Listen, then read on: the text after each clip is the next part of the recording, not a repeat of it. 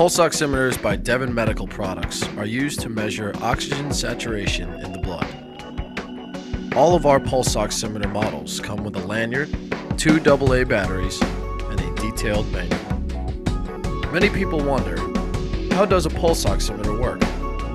To start, make sure that the user's finger lines up with the red LED light seen here. This LED light emits 2 wavelengths that reflect differently depending on if cells are oxygenated or deoxygenated.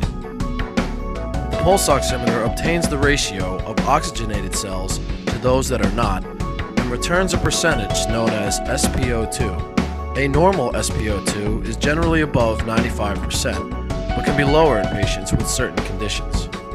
To begin using the pulse oximeter, remove the back cap on the unit and insert the batteries as shown here. Once ready, insert your finger into the pulse oximeter and wait for the device to power on. After about 5 seconds, you will see the readings appear. The yellow number on the left is the SpO2. This is the percentage that shows the level of oxygen saturation in your blood. The green number on the right is the pulse rate and shows how many times a minute your heart beats. The blue bar on the far right fluctuates with your pulse to give you a visual image of your heartbeat. The red waveform at the bottom is a visual representation of your heart's activity over the last 5 seconds. Now let's look at the unit's functionality. Tapping the button once gives you 4 different viewing angles for convenient readings. Holding the button for 2 seconds will give you yet another reading. The orange numbers measure perfusion index, or PI, which tells you the strength of your pulse rate.